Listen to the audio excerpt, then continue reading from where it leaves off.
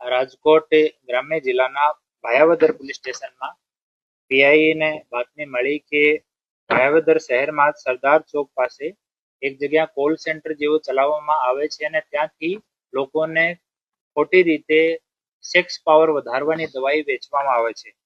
આ બાતમી મળતા પીઆઈ અને એની ટીમ ત્યાં જઈને રેડ કરી અને ત્યાંથી 9 આરોપીઓને ઝડપી પાડ્યા. આમાંથી દર્શકભાઈ મનસુખભાઈ માકડિયા ભાયાવદરનો રહેવાસી છે. 2-3 વર્ષથી એક મેડિકલમાં કામ કરે છે ને મેડિકલમાં કામ કરવાથી એને થોડો બહુ આ દવાઈનો અને મેડિકલ વિષયનો અનુભવ થઈ ગયો. તો એના પછી આ 8 માણસો બાકીના હાયર કર્યા અને 7,000 રૂપિયા પર મહિનાની સેલરી આપે છે. દરેક જો દવાની વિક્રી થાય એમાંથી એને 50 થી 100 રૂપિયા કમિશન આપે છે. એના સિવાય કિશન કરીને ભાઈ છે જે અમદાવાદમાં કામ કરે છે. આ એક દવા કંપનીમાં કામ કરે છે. એની સાથે સંપર્ક કર્યો ને લોકો વિચાર કર્યો કે એવી દવાઈઓ આપણે ઓનલાઈન વેચાણ કરીએ અને મોટો પ્રોફિટ કમાવાનો એ લોકો કાવતરો કર્યો. પછી એ લોકો ફેસબુક અને બીજા જો સોશિયલ મીડિયા પ્લેટફોર્મ પર લોકો એડવર્ટાઇઝમેન્ટ મૂક્યો કે ભાઈ સેક્સ પાવર વધારવાની દવાઓ એટલા રૂપિયામાં મળે છે, અમારી ગારંટી છે તમારી જો સેક્સ્યુઅલ પાવર છે વધી જશે. ત્યાં ક્લિક કરતા એક લિંક ઓપન થાય છે. આ લિંકમાં જ્યારે કોઈ પણ માણસ પોતાની માહિતી અને ફોન નંબર મૂકે એના પછી એ લોકો સામાથી ફોન કરતા હતા, પોતાની ઓળખ ડોક્ટર કે એમઆર તરીકે આપતા હતા.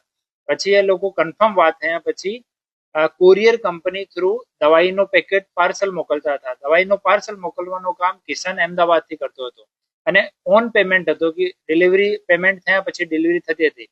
જ્યારે કોઈ માણસ ડિલિવરીના સમયમાં ડિલિવરી લેવાની કે પૈસા આપવાની ના પાડે તો એ લોકો મેસેજ કરતા હતા કે તમારી તમામ વિગતો અમારી પાસે આવી ગઈ છે, તમારી પર્સનલ માહિતી પણ અમારી પાસે છે, તો અમે લોકો તમને બદનામ કરી નાખીશ. તો આ ધમકી આપીને અને બીજા કે તમારા વિરુદ્ધમાં ગુના દાખલ કરી દઈશ એવી ધમકી આપીને એ લોકો કન્ટિન્યુ ચીટિંગનો કોલ સેન્ટર ત્યાં ચલાવતા હતા.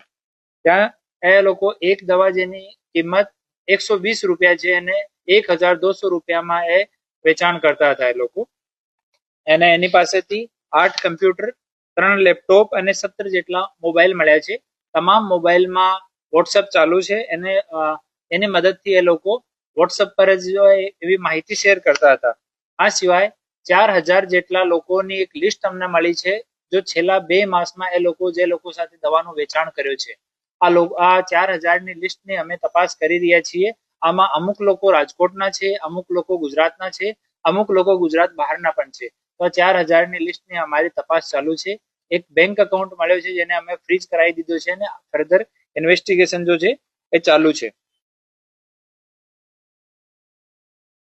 તો આ તમામ લોકો વિરુદ્ધમાં કડક પગલા લેવા માટે સખ્ત જો કાનૂની ધારાઓ છે બીએનએસની એના તહેત ગુના દાખલ કરવામાં આવ્યો છે અને અમે કોર્ટ તરફથી રિમાન્ડની પણ માંગણી કરી છે અને પછી આગળની તપાસ ચાલુ છે.